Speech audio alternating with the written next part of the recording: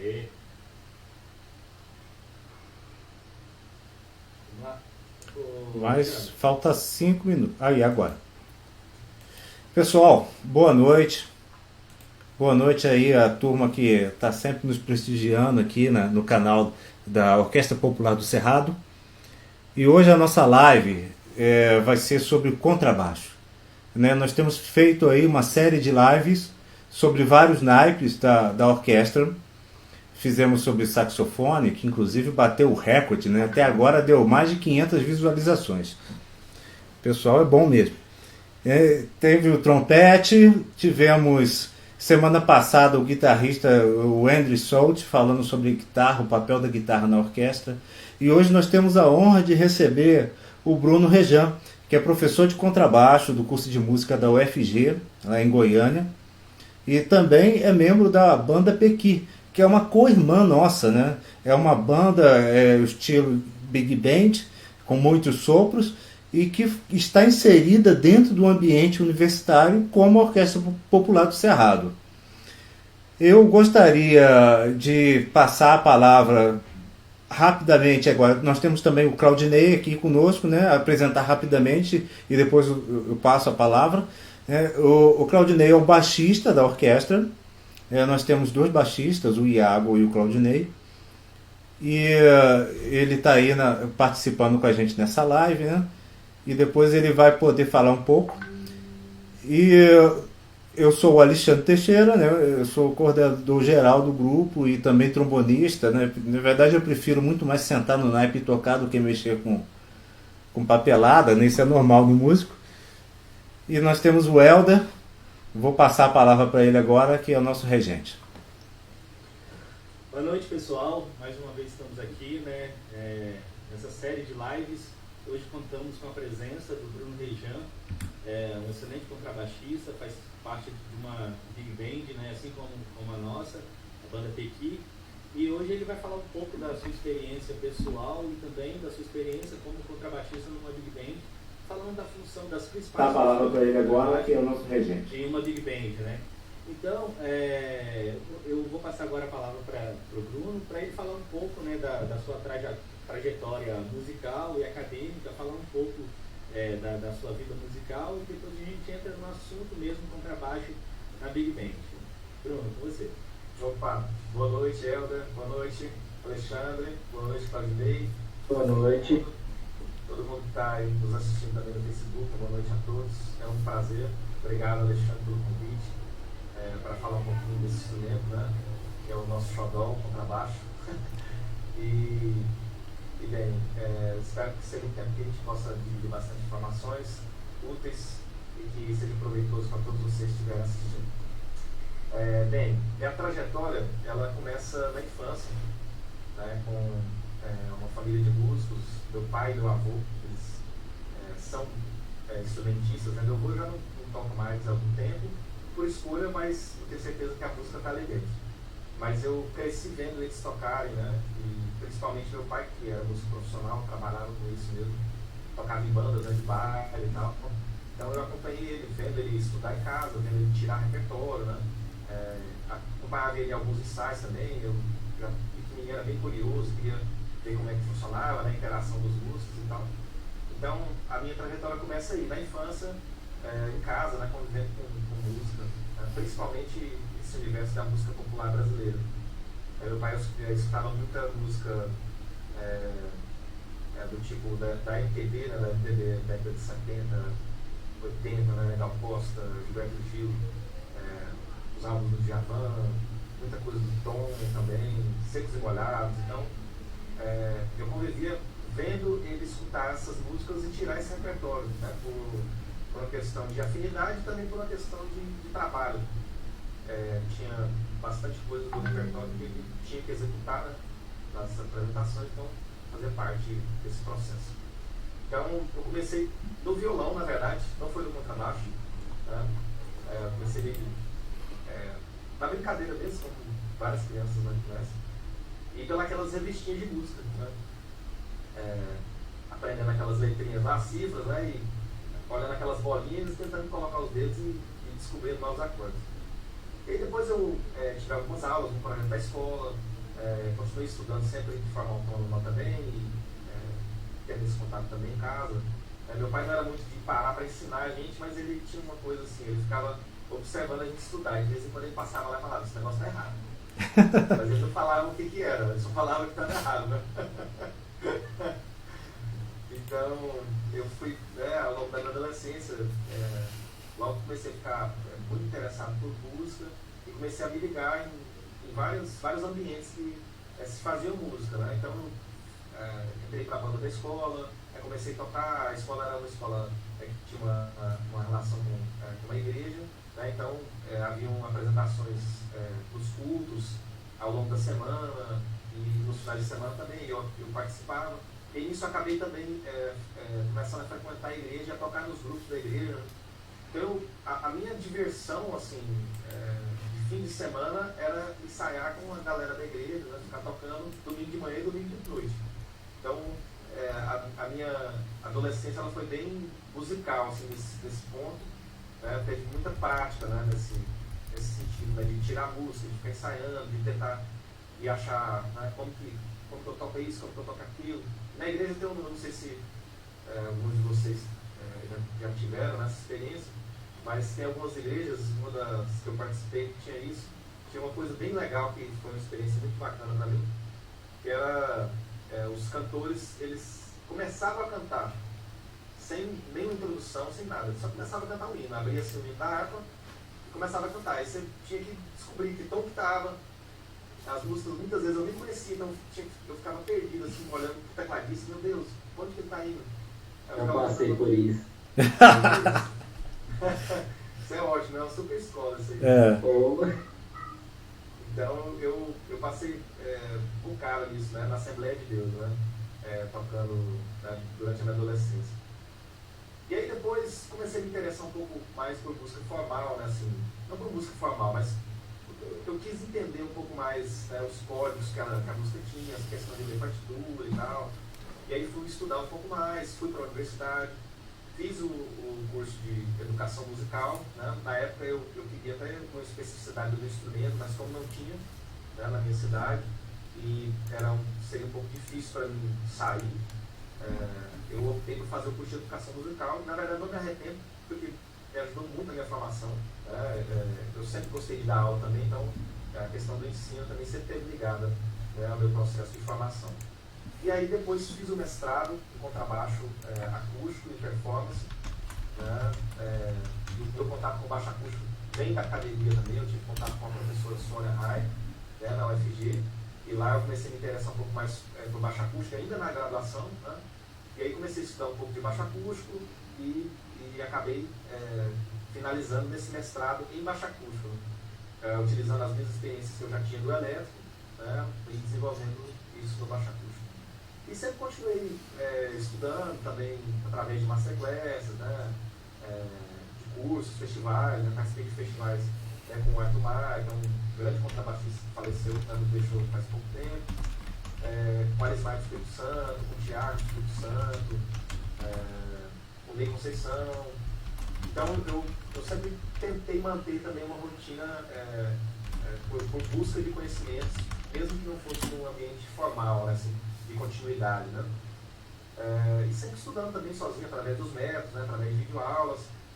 E na verdade, assim, dentro desse processo todo, né, eu acho que uma das grandes relações de ensino e aprendizagem que eu tive foi com os discos, né? Foi escutando, tocando, tirando música, né? Que é uma coisa que eu acho que o músico popular tem muito costume de fazer nessa prática, né, de tirar a música de ouvido. E aí, trabalhando, tocando em bandas, gravando e tal, mas sempre mantendo também essa relação com a academia, né?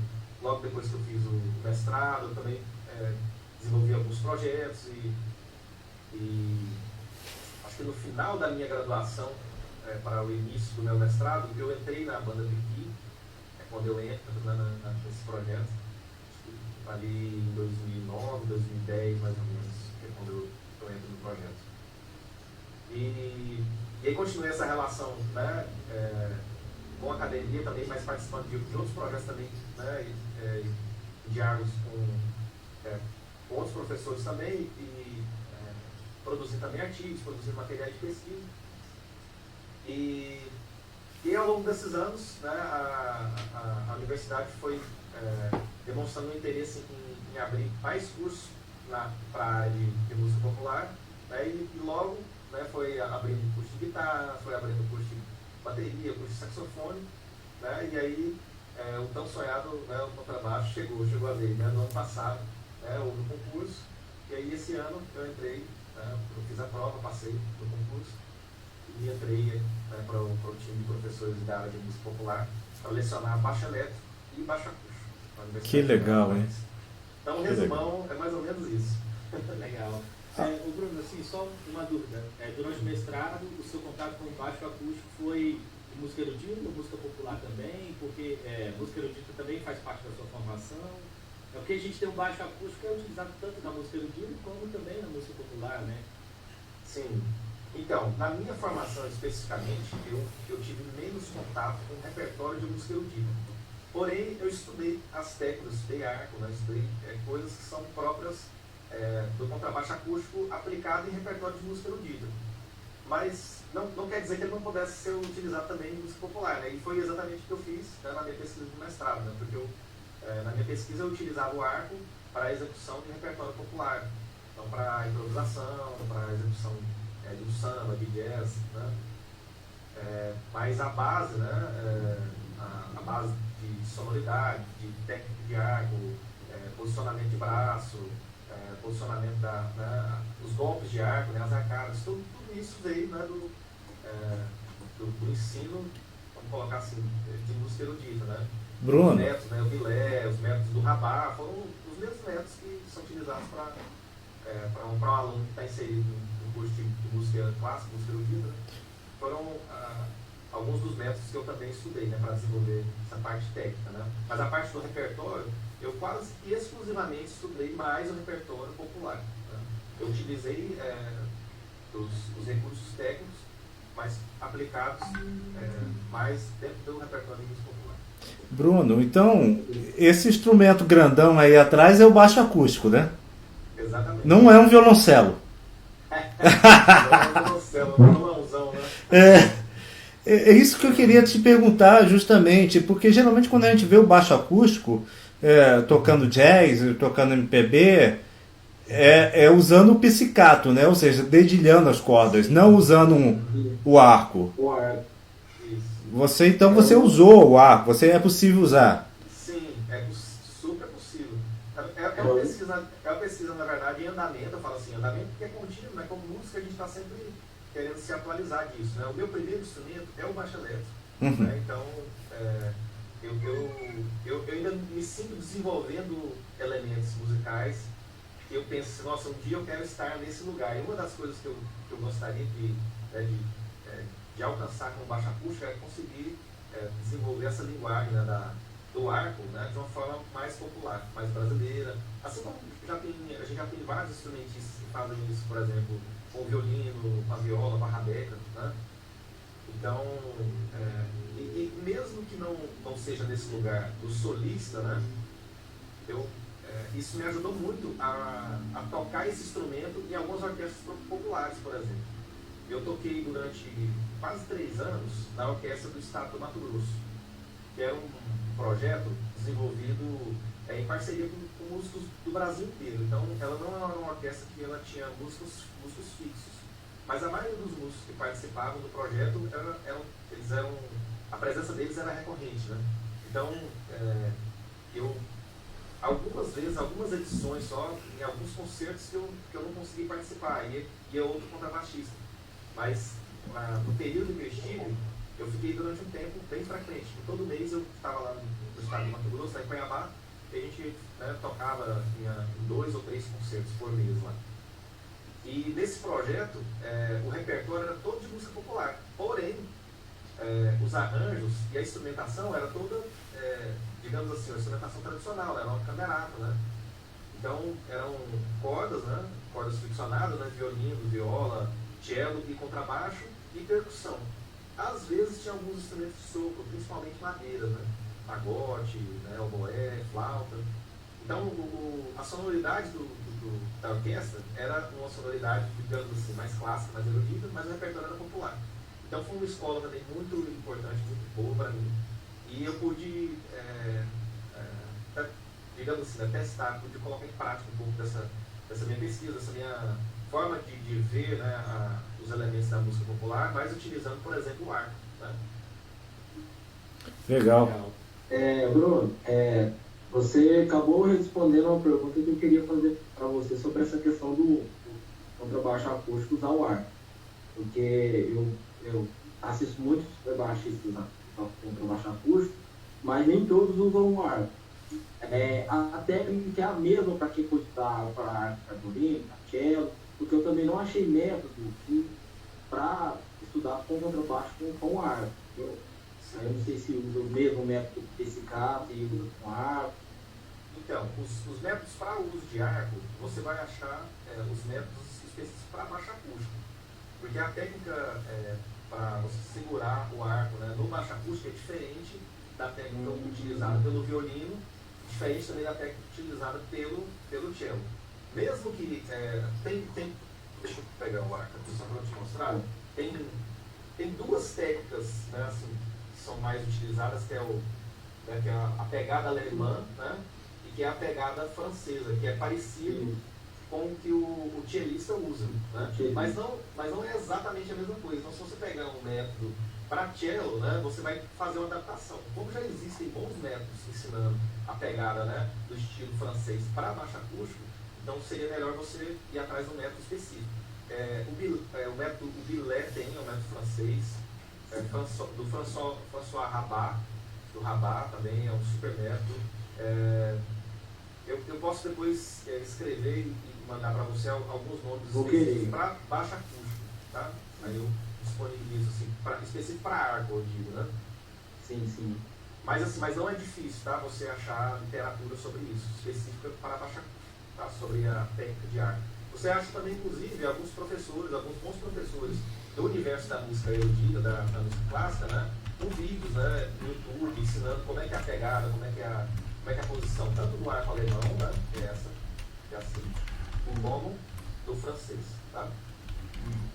E aí, assim, em relação à técnica do arco e a forma de se tocar, né, você não precisa se preocupar com uma forma popular de tocar, entendeu? Você pode estudar essa técnica que é utilizada dentro do repertório erudito, dentro do repertório clássico mesmo. É uma pegada alemã ou a francesa. Tá? Agora, a aplicação disso, a manipulação dos elementos musicais, como você vai tocar as notas, como vai ser o peso do arco, onde que você coloca os acentos, isso que vai caracterizar se está soando mais música popular ou se está soando repertório. A linguagem. A linguagem musical. Legal. Falando sobre algumas coisas mais técnicas, né? Mas o nosso público é bem diversificado, né? A gente tem pessoas de vários instrumentos, né? Não só contrabaixistas assistindo. E vamos entrar assim, no assunto, né, que é o contrabaixo dentro da Big Band. E falando de contrabaixo, eu acredito que seja um dos instrumentos mais populares, né, que a gente encontra no mundo, né, e na música de forma geral, porque não existe uma gravação de música popular, né, sem contrabaixo. Tanto música comercial, música instrumental, qualquer tipo de música sem contrabaixo, eu acredito que só se for um grupo bem específico, né, com instrumentação bem específica, que não utiliza o contrabaixo. Caso contrário, assim, eu acho que o contrabaixo, junto com o piano e a bateria e a guitarra, são instrumentos mais populares e eu falo ainda, vou além que o contrabaixo é um instrumento essencial. Ele trabalha juntamente ali com a seção rítmica, né, junto com a bateria principalmente. Então, a primeira pergunta que eu tenho para você, Bruno, é o seguinte: você começou na igreja, nas bandas geralmente que tem um vocal, depois migrou para um grupo de música instrumental.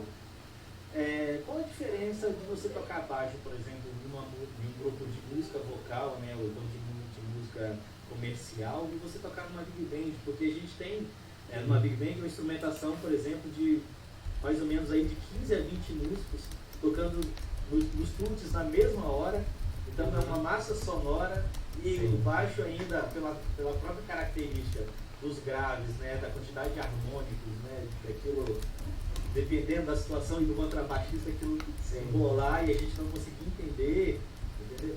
Então, assim, de início, qual foi a principal diferença que você notou ao tocar em um grupo que tem o principal vocal e de grupo instrumental, né? Qual foi a principal diferença? Legal. Então, esse processo ele foi acontecendo, né? Eu nem sei te dizer assim, qual foi o momento em que eu percebi exatamente essa diferença, né? Claro que falando historicamente, eu não saberia te dizer qual foi o momento, isso foi acontecendo. Hoje, olhando para trás, eu consigo te dar essa resposta com mais clareza. Mas, no meu processo, uma das coisas que eu fui me dando conta é que quando eu tocava uma música vocal, né, a minha função, ela era uma função, na maior parte do tempo, ela era uma função de acompanhamento, né? Então ela tinha uma função mais de ostinato, né? Assim, o baixo ele era mais repetitivo, ele era mais preso em padrões que se repetiam, né? Então, por exemplo, em termos técnicos, vamos colocar assim, a gente chama isso de groove, de levada, né? Então, a minha forma de tocar, ela era baseada nas levadas, na condução. Então, por exemplo, se eu tocar uma música soul, por exemplo, uma música que tivesse uma concepção um pouco mais funk, né? Então eu ia pensar a minha condução, era um pam,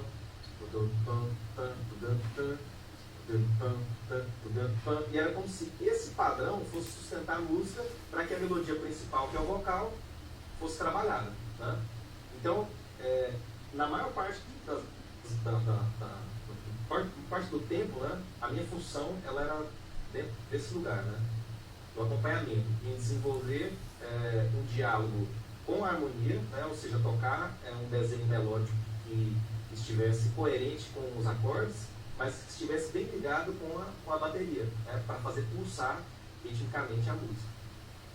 Quando eu fui migrando um pouco mais para o universo da música instrumental, e aí, nesse caso, eu coloco tanto big bands como outras formações de música instrumental também, eu fui percebendo que muitas vezes o baixo ele entrava no lugar de melodia também.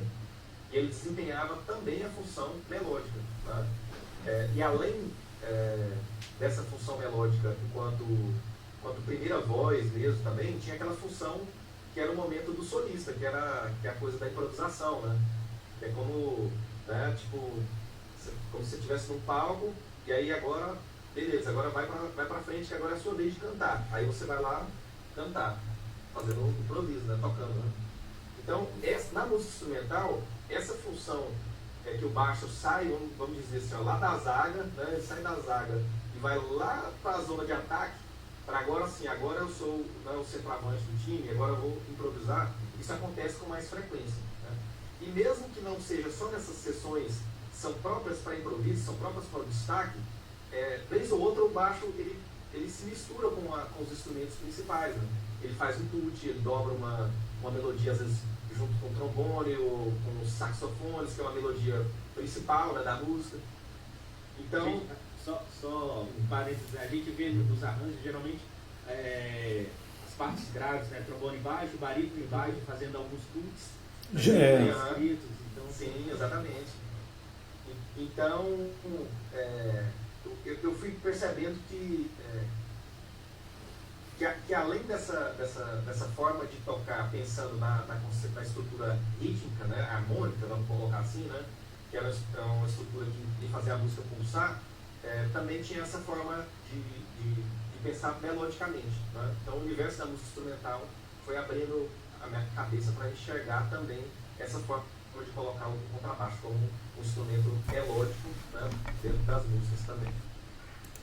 Legal. E bem, na Big Band, na verdade, assim, a diferença que eu vejo assim, dentro do universo da Big Band é que não só pensar nessas funções, né, que você, às vezes você tem que tocar pensando nessa construção rítmica, né, pensando nessa estrutura dos grooves, das levadas. Em outros momentos você precisa timbrar, você precisa tocar junto, pensar nas articulações junto com outros instrumentos, né? Então, por exemplo, o baixo elétrico, ele não vai pensar só como baixo elétrico, porque ele precisa timbrar com o trombone. Então ele tem que pensar como que a articulação do trombone está sendo executada para que ele consiga tocar junto e eles meio que vão que virem um só, né, em termos de emissão de som. Então, é um papel do baixista de música popular também pensar isso. Né? Então é uma coisa meio camerística, né? Meio do universo também da música erudita, mas que entra também dentro do universo da música popular, né? E que pode deixar a música com uma capacidade, com uma potência sonora maior ainda. Né? Não maior de volume, mas maior de qualidade, né? De coerência. Né? É incrível que, por exemplo, os instrumentos de metais, né, sopros, eu falo isso por mim, porque eu toco trompete, a gente fica às vezes muito ligado ali na nossa partitura, ou, às vezes até no naipe, né, quando a pessoa tem uma concepção melhor, fica ali no naipe, só que a gente tem que ter uma ideia do todo, e geralmente os instrumentos da base conseguem ter essa visão do todo, porque na verdade é uma soma, né, complementação, um complemento ali da música, né, do que está acontecendo ali musicalmente, né. E aí isso é legal porque a gente, falando para os baixistas especificamente, que o baixista deve ouvir não só o instrumento dele, né, mas principalmente outros instrumentos, outros grupos, e para que ele possa criar essa concepção, essa ideia, né, de uma visão macro do grupo, né? Sim, totalmente. E essa questão de timbrar, né, entra também em uma outra questão que a Big Band te força muito a pensar nesse lugar, que é você timbrar o seu próprio instrumento, né? Porque não só baixistas, mas acho que todo instrumentista ele tem uma concepção e ele tem uma visão do som do instrumento dele. E quando você tem poucas experiências com grupos grandes, né, como Big Bands, por exemplo, né, como essas orquestras populares, você consegue ouvir, você consegue exercitar o timbre que está na sua cabeça com mais frequência, porque existem menos instrumentos atrapalhando para que o seu instrumento soe da forma como você quer. Quando você entra numa formação muito grande, você tem que sacrificar muitas vezes. Então, muitas vezes você não consegue deixar o baixo soando exatamente como você gostaria de ouvir. Porque você precisa timbrar ele para ele soar dentro daquela massa, né? Então, eu não sei como é que é a formação de vocês, mas, por exemplo, na banda Piqui, a gente tem 3 percussões. Então, imagina, é uma bateria, 3 percussionistas, mais 4 trombones. Então, eu estou falando só da galera dos graves, né? Baixo, bateria, percussões, mais trombones. Então, dependendo de como eu timbre meu baixo, né, eu não vou ser ouvido. Meu baixo não vai soar. E acontece que, muitas vezes, eu timbro o meu instrumento em função do repertório, da instrumentação. Então, eu vou sempre observando. Tipo, às vezes, eu sei que é uma música que vai ter muito surdo, né, então eu já tiro um pouco do grave do baixo, né? Deixa eu até mostrar isso na prática, que eu acho que fica até mais legal. Que dica legal essa, hein? Então, por exemplo,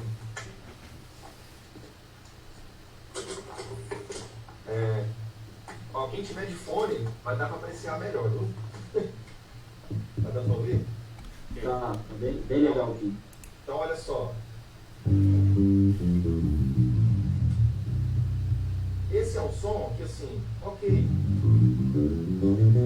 Ele é um som que, para mim, está equilibrado em termos de corpo, né? Em termos de grave. O que você acha? Dá para entender as frases, médio, grave, Né? bem tudo grave. Só que ele tem um grave que, dependendo do contexto, ele vai bolar muito com o surdo, né? Dependendo de como que o arranjo estiver sido elaborado, ele pode também dar uma brigada ali com o trombone baixo. Então, talvez seja melhor cortar um pouco o grave, talvez puxar ele mais para o captador da ponte um pouco, para deixar ele com esse som. Bem melhor na voz.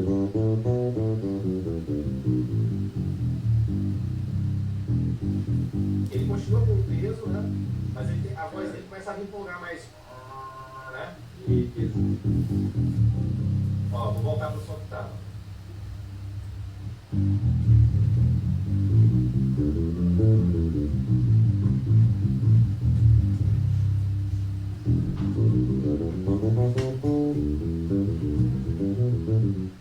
Então, essas escolhas muitas vezes não são feitas com base no esse é o som que eu gosto, esse é o som que vai encaixar com a sonoridade da Big Band, exatamente, com a sonoridade, né, necessária. Então, essas escolhas a gente vai aprendendo a fazer, né, pela experiência, né, também com repertório, com instrumentação. Né? Então, tocar em Big Bands, né, me ajudou muito assim, a pensar o som do baixo em função da instrumentação, em função, né, das pessoas que estão tocando, do arranjo, e não somente em função do som que eu gosto. Né? Legal. Na Big Band, então, de certa forma, menos é mais, né? Pode-se dizer assim, né? Porque você, às vezes, não precisa colocar aquele tanto de nota, mas você está presente ali de acordo com a necessidade, né? Sim, exatamente. E tem, assim, ó, eu brinco com alguns amigos músicos, eu sempre falo assim, ó, dessa história do menos é mais. Eu falo assim, cara, na verdade, para mim, menos é menos e mais é mais. Só que menos é bom também. É porque quando a gente fala mais, a gente entende assim, que só mais que é bom, né? Exatamente.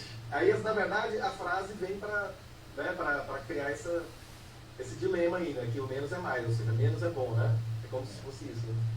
Eu gosto de pensar que menos é bom, menos é menos e mais é mais, porque tem situações em que mais é muito bom, né?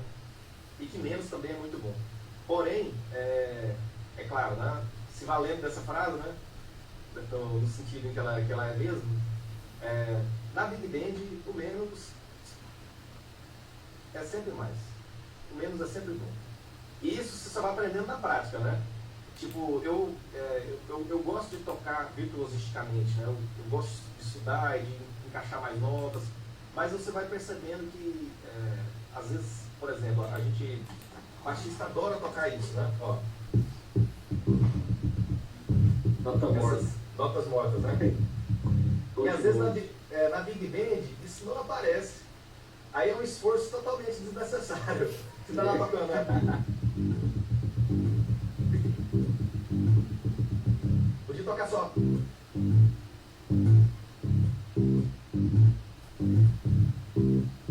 Aí deixa eu fazer.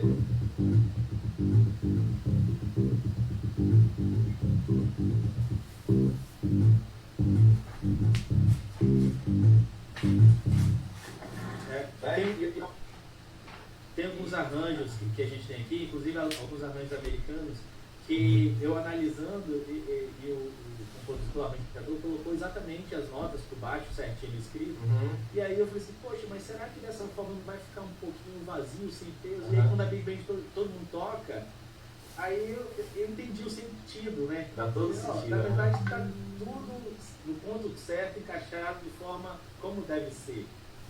E aí, exatamente, porque se colocasse mais notas, ou então notas um pouquinho mais rápidas, não ia ser ouvido. Então, assim, seria um esforço desnecessário. Assim. Às vezes ficaria até poluído. Exatamente. Sim, e a Big Band, ela dá muito disso. Ela pelo menos, para mim, foi uma experiência muito incrível de me ajudar a compreender o meu instrumento dentro do processo de arranjo, né?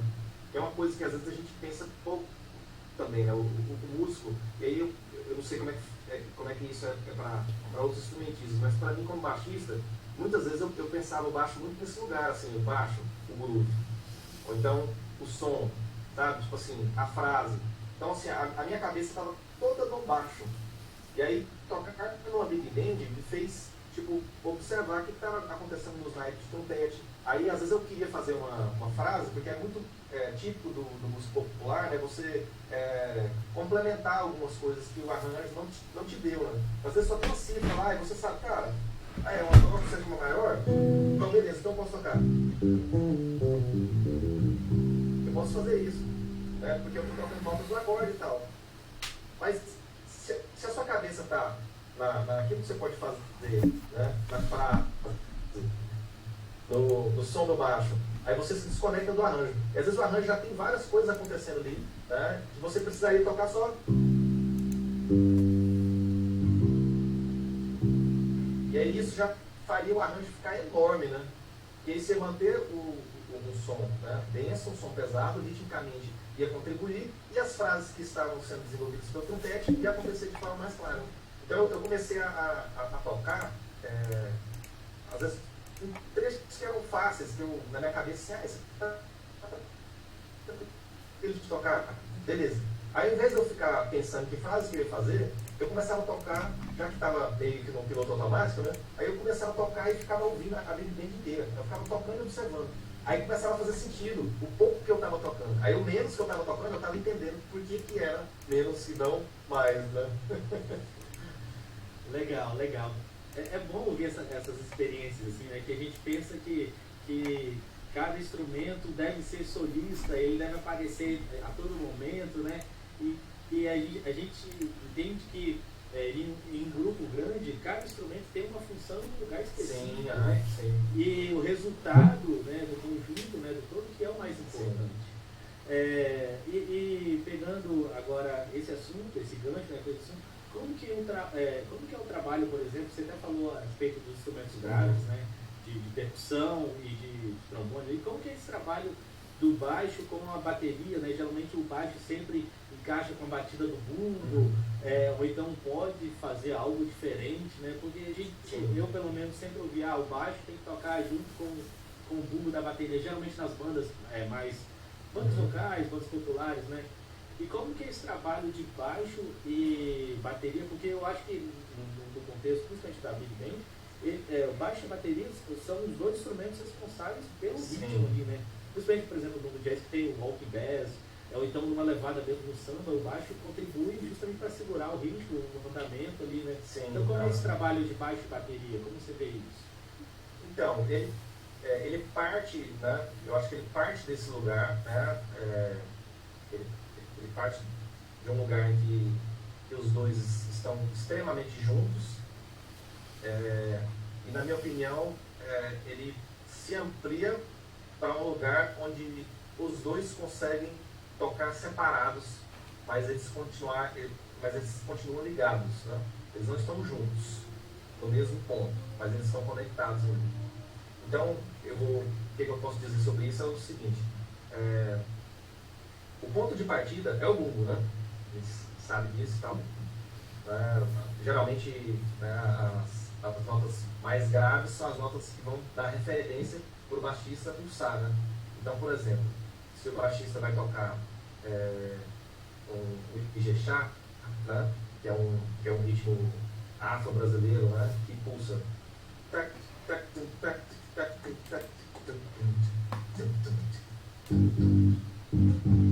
O baixo está todo aqui, né? O baixo com o bumbo, né? Seria só isso.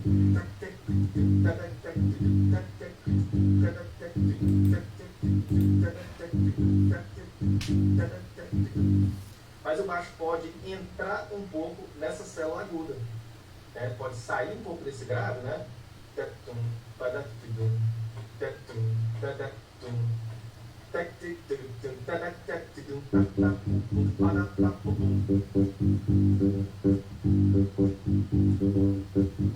Óbvio, eu estou tocando todas as notas aqui só para a gente identificar as duas, né? O agudo e o grave, né? Mas eu posso tocar 3 e 4 e 1.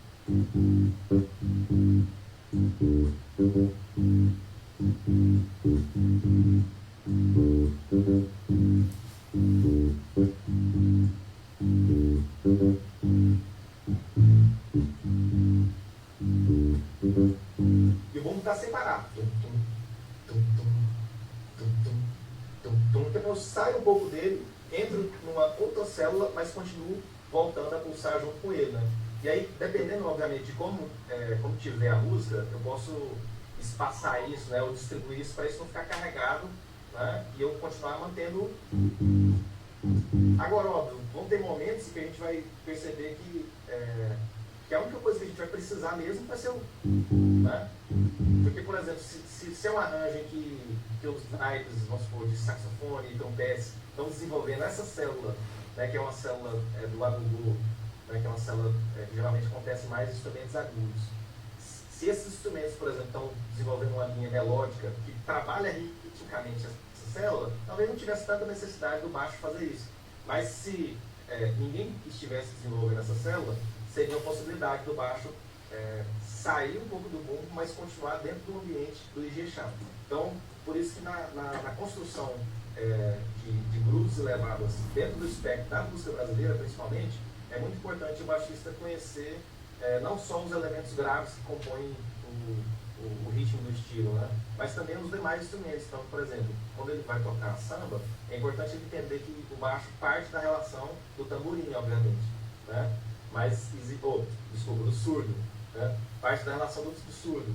Mas o samba, ele tem outros instrumentos que o desenvolvem, né? E que o baixo pode fazer uso deles, obviamente com cuidado enorme, né? Para ele não sair do pulso e para ele não ficar over, né? Para ele não ficar exagerado demais. Mas é uma possibilidade dele se desconectar do mundo, mas continuar ligado, né? É legal. E já emendando já para outro assunto, mas porque a gente vai conversando, né, e vai surgindo questões, perguntas. Mas qual a importância, por exemplo, do baixista conhecer esses diferentes ritmos, né? Alguns chamam de claves, né, que são aquelas divisões peculiares de cada ritmo, principalmente na música brasileira, porque a riqueza da música brasileira, né, a gente tem um país imenso, então cada parte do país tem uma característica musical. A gente tem o baião, a gente tem maracatu, a gente tem fora os outros ritmos que derivam desses ritmos próprios, né? Então, qual a importância do baixista conhecer esses diferentes ritmos, principalmente para que haja diferença, né? Quando a pessoa tocar um ritmo exatamente, não confundir com o outro que é parecido, próximo, né? Por exemplo, na música popular, a gente tem samba, a gente tem partido alto, a gente tem aquelas levadas bossa nova, a gente tem a levada do pagode, né? Então, assim, por exemplo, se a gente for falar do forró, a gente tem o forró, a gente tem o baião, tem o shot. Então, assim, são ritmos muito próximos, né? E tem algumas diferenças peculiares, né? Principalmente naquelas células que definem, que a gente alguns chamam de claves, né? Que definem aquele ritmo. Então, qual a importância do baixista de conhecer esses ritmos, né? Ora, é imprescindível que ele conheça isso. Na verdade, assim, independente dele saber os termos e tal, até porque os conceitos, né, tipo, dos termos mesmo, né, das claves, né, tudo isso está em processo de discussão, né? A música popular, a pesquisa em música popular, de certa forma, é recente, né? A gente não tem tantos anos assim de pesquisa publicada, né, sobre como se produz, como se cria a música popular, né? Isso está em processo ainda, né? E vários músicos, vários pesquisadores têm investido, né, tempo, têm investido, né, seus trabalhos, né, pessoais, tentando desmistificar essa relação que é feita por anos através, né, da oralidade, né? Então, todos esses conhecimentos musicais, esses elementos, o como tocar, né, ele vem sendo desenvolvido há anos através da oralidade, né? Através dos grandes mestres, né? Um mestre que passa para o outro, que ensina para o outro, fala, não, faz assim, ó, tu, toca aqui, você tocando aí, vai tocando comigo, não encaixou ainda não, vai, agora encaixou, é isso. Então, esse processo, ele tem sido estudado, né? Tem sido discutido, eu acho que nos últimos anos tem sido discutido bem mais, né? Inclusive nas revistas, né, acadêmicas, né, nos congressos, né, eles citam que a área de música popular é uma das que tem mais crescido, né, a área da performance musical e da música popular. É uma das que mais tem crescido em termos de publicação de trabalho, né? Porque eu acho que é um assunto que tem muito que se pesquisar ainda, né? Então, eu acho que vai demorar para se esgotar esse assunto, e que bom, na verdade, que seja assim. Porém, eu falei disso para dizer que a compreensão e a compreensão da força que a oralidade tem, ela nunca vai deixar de existir, na minha opinião, na música popular. E a gente precisa entender que é através da oralidade que se faz música popular e que a gente tem acesso aos conhecimentos mais puros, né, do como fazer.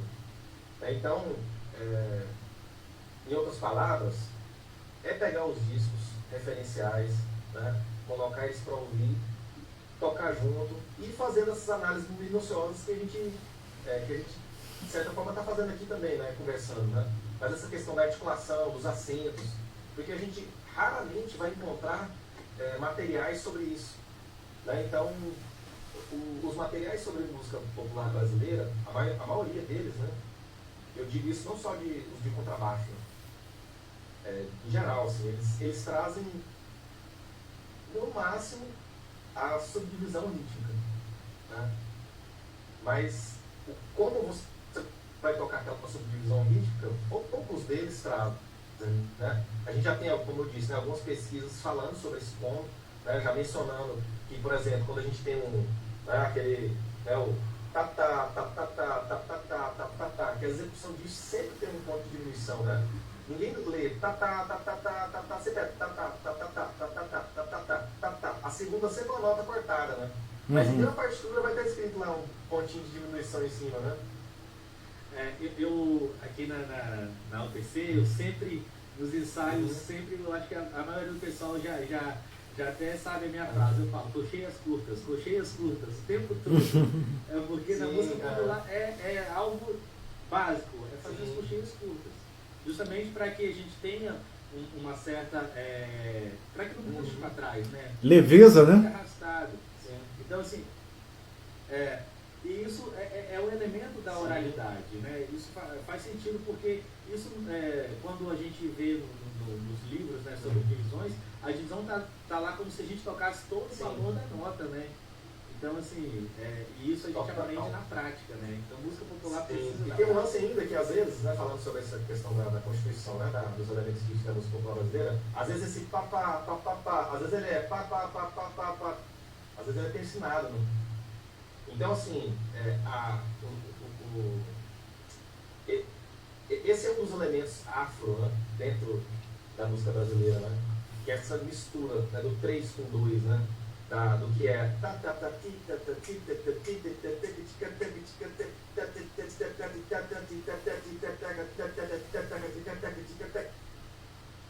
e não tem muito uma ordem, né, de quando que vai acontecer isso. Esse que é o barato, né, dessa bagunça. É aí que mora o que a gente fala, né? Assim, cara, tá faltando um swing, a gente nunca consegue decifrar, né? Então, a diferença da música brasileira tocada por brasileiros e a música brasileira tocada por outras pessoas. Sim, geralmente é muito difícil conseguir esse tempero, né? Vamos dizer assim, porque é algo que que é constituído na oralidade, na prática, ali, né? É a mesma coisa da gente falar de uma pessoa tocar samba sem nunca ter ouvido um samba de verdade, né? Concorda? Totalmente. Então, a experiência dele pela escrita, né, reproduzir a escrita e ele reproduzir algo que ele já ouviu é completamente diferente. Então, a gente teve, eu participei de uma mesa redonda, né, como essa também aqui, virtual, né, com o Letieres Leite, né, que é o arranjador, o maestro, né, da Orquestra Mobilés, né, de Salvador. Sim. E ele falava sobre isso, né, sobre essa questão, né, da importância de todo mundo, né, não só do baixista, porque ele precisa fazer a condução, mas do trompetista, do saxofonista, do percussionista, do pianista, ouvir, né, o estilo para ele ter mais propriedade na sua execução, porque raramente, né, vocês devem passar por isso, né, as articulações, né, o como fazer, né, raramente ele vem escrito pelo arranjador. E na verdade, na experiência que eu tenho também, eu tenho até mudado, antigamente eu queria escrever o máximo possível para a pessoa não ter dúvida de como tocar. E hoje eu estou percebendo que isso, na verdade, parece que faz a confundir. E aí o Letieres falou sobre isso, eu achei engraçado. Ele falou assim, cara, quanto mais você escreve na partitura, mais longe você vai chegar no resultado, sabe? Então assim, você não tem que ficar escrevendo na articulação, não sei o quê. Assim, é claro, a orientação e a forma como ele conduz. Eu concordo em alguns aspectos e outros eu acho que existe um meio termo aí. Mas eu entendo quando ele fala, né, que, olha, quanto mais informação você vai pondo, mais você se distancia da oralidade. Que é você de fato ouvir, cara, deixa eu ouvir como é que é. Ah, tá, entendi. Quando você vai colocando sinais, um acento, um ponto de diminuição, ou não sei o que, daqui a pouco aquilo vai se tornando uma execução que não está no seu corpo. Ela está ali no papel, você está... Um pouco mecânica, né? Você está querendo alcançar ela. E aí, isso se distancia um pouco do que é a música popular.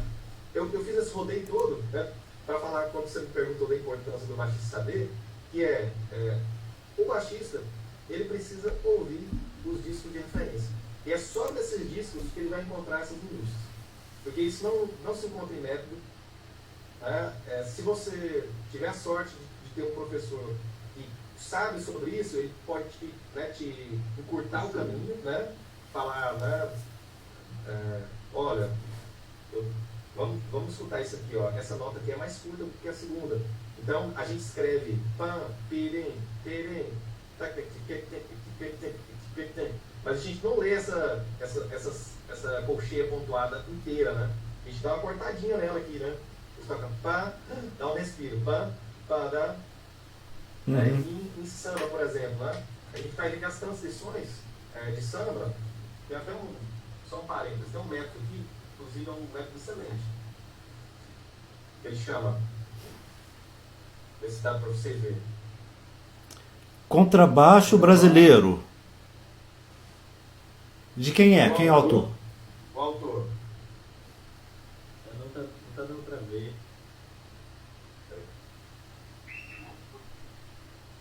Eu não estou conseguindo ler o autor, não. Tá. É do Cisão Machado? Cisão Machado. Ah. Super baixista. Uhum.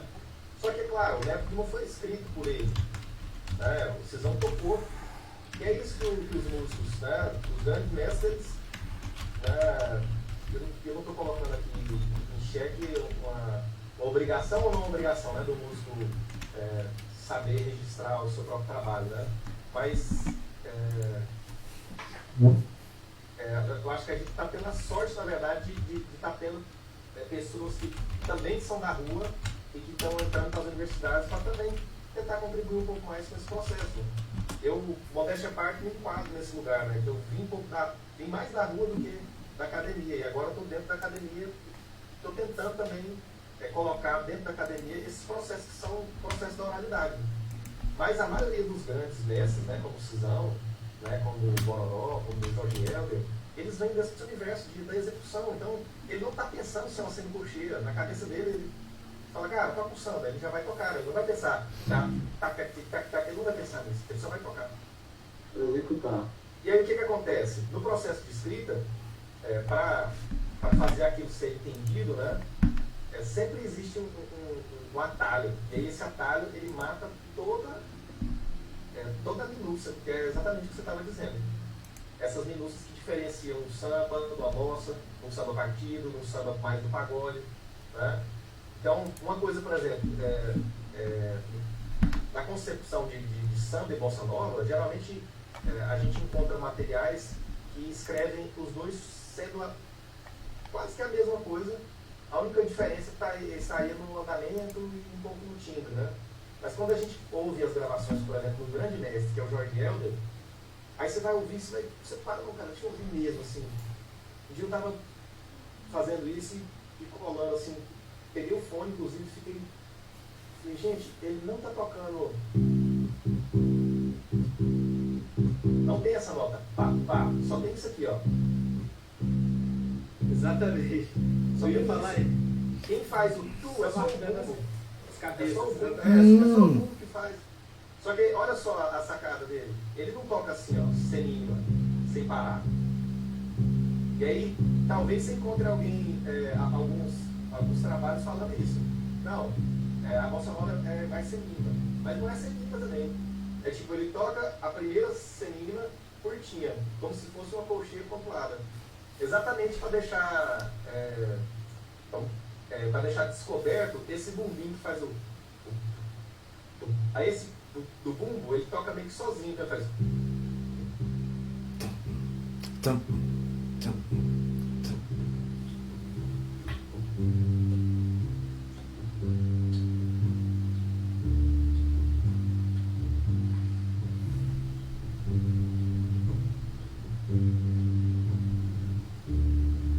aí corta muito suave, né? Então, que legal, hein? Essas minúcias, eu eu entendo que a gente está no processo ainda de divulgar elas, sabe? Assim, nós, pesquisadores, né, estamos desenvolvendo trabalho com música popular, tanto no ambiente do fazer e do entender os processos, né, entender como se faz, como se pensa isso.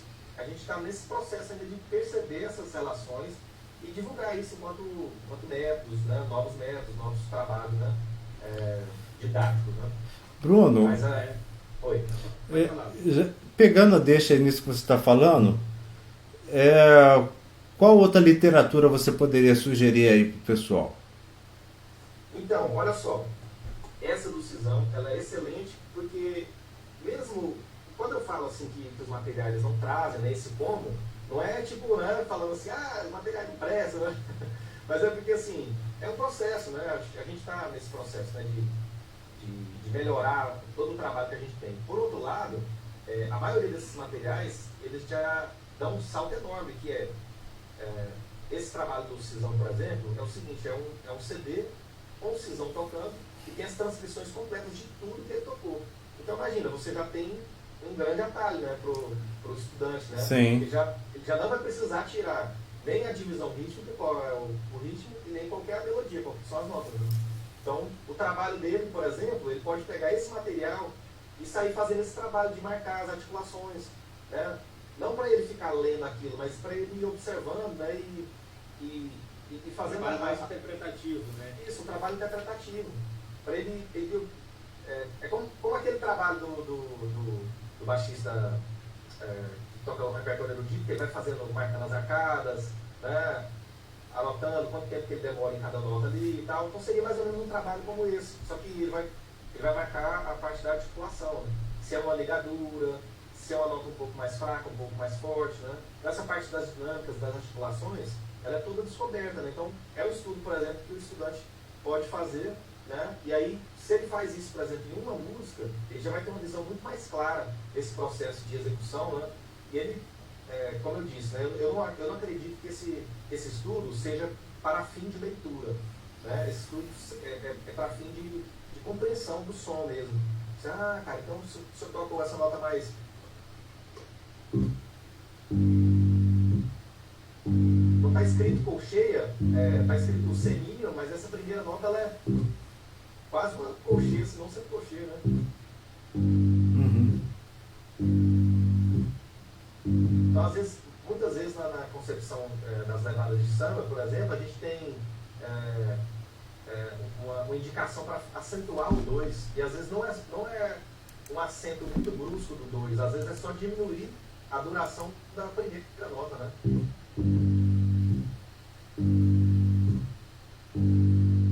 Não é uma coisa assim, né? Ó.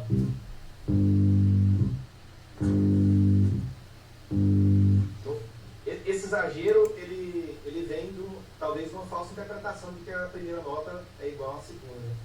Até porque às vezes o surdo está fazendo, né? Essa nota mais solta, soando. Sim, então não precisa, só complementar. Uhum. Então, só complementando, porque eu comecei a falar e não terminei, desculpa. Outro é esse aqui, ó. Sobre música brasileira. É do Adriano Gifone. Isso. Esse eu acho que foi um dos primeiros livros sobre condução, sobre música brasileira, sobre levadas brasileiras no contrabaixo, né? É um livro excelente que traz outras formas de se conduzir música brasileira também. Ele é mais voltado para a parte também da divisão rítmica e das notas, né, das melodias, mas ele faz, eu acho que ele é um catálogo assim olha, isso aqui é o baião, isso aqui é o samba, isso aqui é uma bossa, sabe? Então é um guia assim, muito bem escrito pelo Gifone, e eu acho que é um pontapé inicial super que foi trazido para nós. Isso aí eu tenho do Gifone. Ele era ótimo. Legal. Ô Bruno, a gente está quase chegando, caminhando para o final. Eu vou fazer uma última pergunta. Se o Claudinho tiver mais alguma dúvida, pode falar também. Mas aí a gente falou da escrita, aí a gente falar rapidamente disso. Tem alguns compositores, né? O próprio Michelis Leite, o Duda, por exemplo, que é um compositor que está na música erudita, está na música popular, não escreve exatamente, né, como que se lê uma divisão. Melhor, vou reformular a minha fala. Não escreve com esses detalhes, né? Então, como você sugeriria para quem está escrevendo para baixo, começando, se aventurando a escrever um arranjo para Big Band, como deixar isso claro, né, para o baixista? Ele escreve a levada ou ele indica nominalmente, faça dessa forma? Qual seria a informação mais importante para o baixista? Porque a gente vê partitura escrita nota por nota, né, e na verdade não é isso que acontece, a gente está discutindo exatamente isso, né? Então, o que seria melhor? Dar um exemplo de levada aí para o baixista seguir aquele padrão e ir modificando, né, de acordo com a criatividade dele, ou simplesmente colocar as informações nominalmente, né? Faça assim, dessa forma. O que você sugeriria? Olha, de certa forma você já foi trazendo os elementos da minha resposta, da sua pergunta, e na minha opinião é uma mescla disso tudo que você disse. Eu só não acho tão interessante para o processo de música popular quando o baixo está todo escrito. A não ser se é uma relação em que é um arranjo mais camerístico, que é um arranjo que ele precisa funcionar exatamente com aquelas notas. Existem trabalhos que eles se desenvolvem dessa forma. Por exemplo, o DVD que a gente gravou com a banda Piqui, Carlos Malta e o Lenine, o baixo estava todo escrito, todas as notas. Mas eu toquei diferente, mesmo assim, porque eu conheço o Malta, eu perguntei para ele, Malta, você quer que toque exatamente o que está? Ele falou, não, cara, toca do seu jeito. Então, mesmo numa situação como essa, que o baixo estava nota a nota escrita, ele me deu uma abertura para eu mudar algumas coisas, mudar algumas articulações, às vezes até algumas notas mesmo. Mas 90% das notas tinham que ser tocadas da forma como estava escrita, porque ele meio que foi montando peças, né? Então, dependendo do que eu fizesse, poderia desestruturar, né, todo esse arranjo que ele fez. Então, a não ser que seja nesse lugar, que é um lugar em que a movimentação das vozes, que a estruturação do arranjo ele é muito camerístico e que ele depende muito de que as notas sejam feitas exatamente, tá, daquele jeito, naquele lugar, eu prefiro que seja feita uma indicação de levada e você pode colocar uma referência escrita, né? Manter essa ideia ou manter esse padrão rítmico, né? Porque muitas vezes as notas não são tão importantes, mas o padrão rítmico sim. Por exemplo, aquela situação que eu falei do Ijexá, né? Que a gente quer manter o tom, tom, tom, tom, tom. Tem uma forma de tocar Ijexá, por exemplo, que é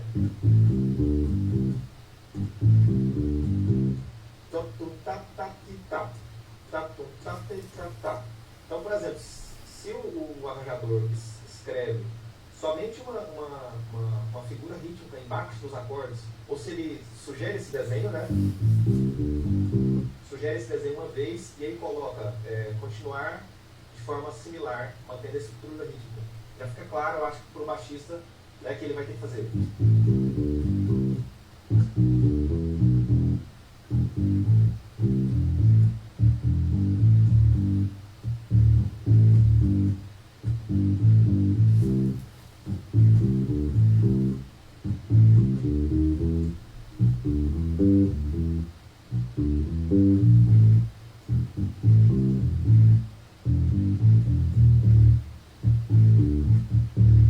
Certo?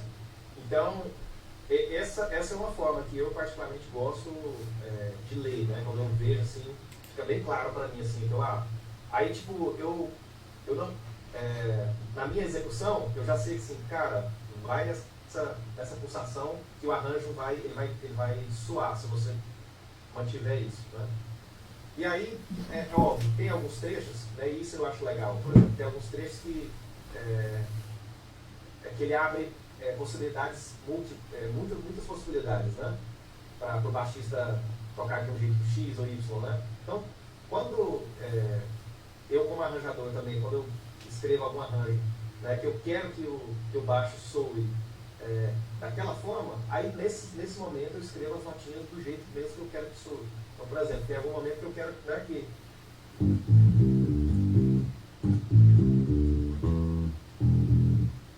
eu quero que nesse Mi aqui ele só toque esse Mi, né? Então aí nesse lugar, só naquele compasso, eu escrevo essas notas que eu quero que ele toque. E também Legal. para mim, por exemplo, como baixista, lendo, fica claro que, cara, essas notas aqui eu não posso variar elas, não posso mudar. Então, eu tenho que manter exatamente como está aqui. Legal, legal. Dicas preciosas. Claudinei, se quiser fazer alguma pergunta, algum comentário aí mais específico, alguma coisa, pode ficar à vontade. Não, praticamente todas as minhas dúvidas você já perguntou. Legal, bom. Legal. Então vamos colocar música aí nessa conversa, né? Isso aí. Opa, maravilha. Pode ficar à boa. vontade, Bruno, para tocar alguma coisa. Tá. Eu vou tocar uma música que está no meu álbum. Eu tenho um álbum gravado com composições, com músicas autorais. Está no Spotify esse álbum. Ele se chama Bruno Rejan, é o meu primeiro álbum. E essa música ela se chama Não Segure o Choro. É uma música que ela é um choro, mas ela tem a sua estrutura composicional, ela passeia em outros lugares, né? Então, o Não Segure o Choro tem um pouco disso, assim, de não segura ele não, deixa ele ir, para onde ele quiser. E também tem um pouco de Não Segure o Choro, porque é uma relação afetiva também da minha infância, porque meu avô tocava violão, né? E ele tocava muito repertório de choro, né? De Lembrando Reis, tocava coisa do Pixinguinha, Ernesto Nazaré. E aí eu via muito ele tocando na infância, né? Tocando esses repertórios, e foi uma influência muito boa. Então vamos lá. Não segura o choro.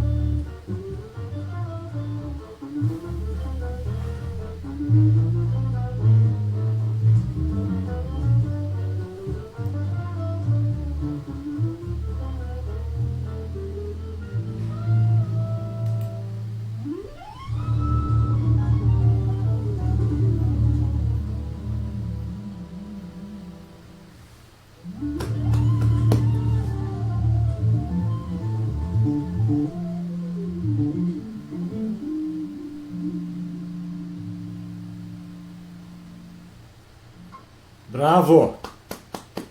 Oh, bravo. Muito Bom. legal, hein? Muito bom. Legal. Muito bom. Legal. Claudinei, você quer tocar alguma coisa?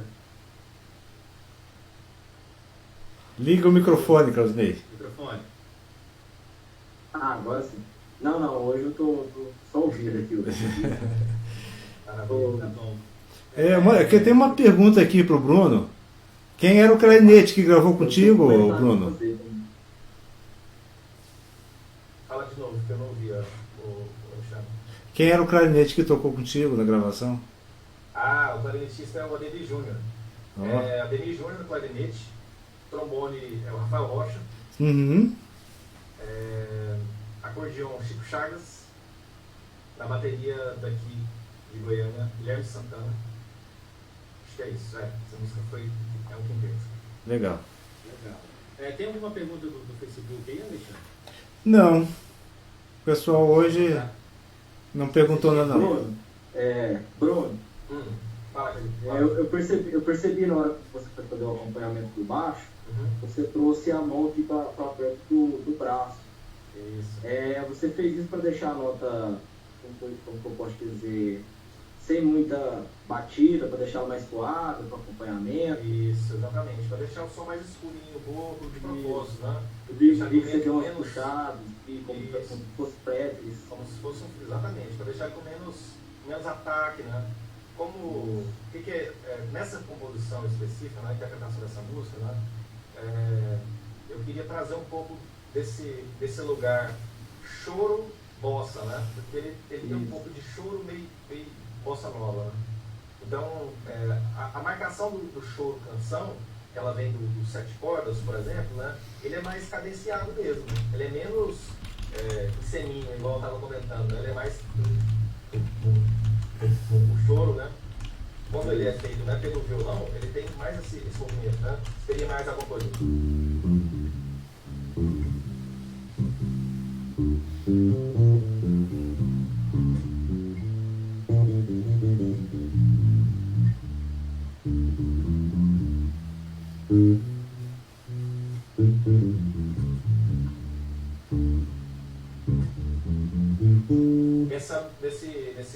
Nas baixarias, né? Então eu tentei pegar um pouco dessa sonoridade, né? Porque como eu coloquei um trombone fazendo mais ou menos essa linha, né? Então eu arranjei essa linha de trombone entrando mais nesse universo dos 7 cordas. Então eu fui mais para a concepção do baixo acústico, né? Das gravações em que você tem uns 7 cordas e um baixo acústico junto. Então o baixo acústico ele fica mais naquele baixo meio bossa nova mesmo.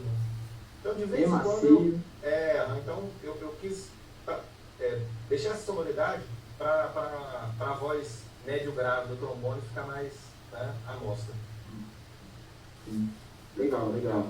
E se você colocasse às vezes o palm mute, aí ficaria parecendo um baixo acústico, literalmente. Você pegou e trouxe essa técnica para o baixo acústico. Não faria a característica do baixo acústico, mas macio na cena. Isso. Senão ele ia ficar com esse som, né? Isso. E se usasse a palm mute, ficaria muito... Legal, gostei. Isso. Bom, legal. Professor Alexandre, tem mais alguma pergunta? Não, tem não. Ô, Bruno, você quer tocar mais uma pra gente? Eu acho que o pessoal gostou, hein? Também gostei. Eu também queria ouvir mais. Então deixa eu fazer o seguinte. Tem mais uns minutinhos.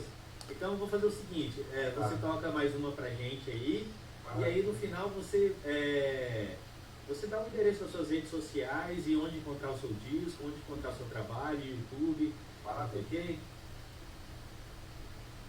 Eu acho só puxar aqui um outro playback aqui, mas vai dar certo.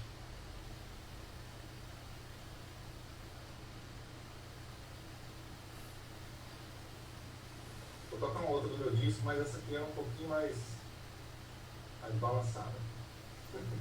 Legal. Essa música é para final de entrevista mesmo. Deixa eu ver aqui. Vê se chegar. Chegou, né? Chegou. Barulhinho aí. Beleza. Tá, vamos lá.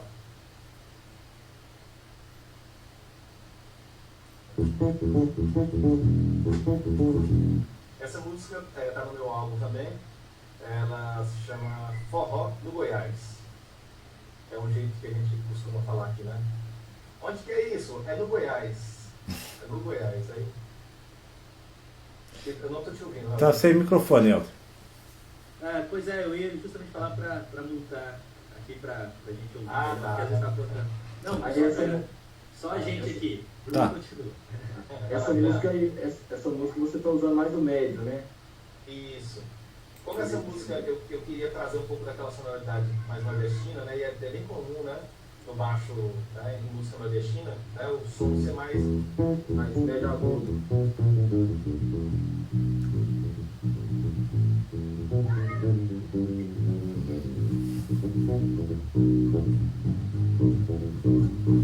bem. É um som que os baixistas puxaram bem do estilo Jaco Pastorius, né? De tocar, né? E na verdade também o fato de deixar o captador na ponte, né? Aqui, né? Também vem um pouquinho para sair um pouco do grave da zabumba, né? Então, aí eles não ficam tão misturados ali, o baixo e a zabumba conseguem aparecer e trabalhar o swing. Então vamos lá. E aí, só falando sobre esse álbum está no Spotify, né? O Deezer, YouTube também, você consegue encontrar ele lá. Só digitar Bruno Rejan. As minhas redes sociais também todas levam meu nome, Bruno Rejan, então no Instagram, Facebook, tem uma fanpage também, no YouTube, o canal do YouTube. E aproveitando também, turma, para divulgar um projeto que eu vou começar essa semana, viu, Claudinei? Claudinei, né? Estou falando Claudinei aqui, mas é Claudinei, né? Desculpa. Claudinei. Dinei, pronto, Dinei. Vou começar um projeto super 10, você vai adorar, que é um projeto de entrevistas com os baixistas das antigas, com a turma que começou a história do baixo elétrico. Então, vai estar inclusive o Cisão, vai estar de Fone, vai estar Jorge Helder, Itiberê, né, que acompanhou o evento, Pascoal. Essa semana, eu começo essa semana esse projeto, vai ser sempre às quintas-feiras, quinzenalmente, e a gente vai começar com o Bororó Felipe, né, que é um super O horário já tem definido, horário? Fim de tarde. Eu passo depois também para o Alexandre, o folder. Isso. Divulga, Alexandre. Vamos divulgar. Passa para a turma. Sim. Tá? Então é isso. Vamos lá, vamos de música.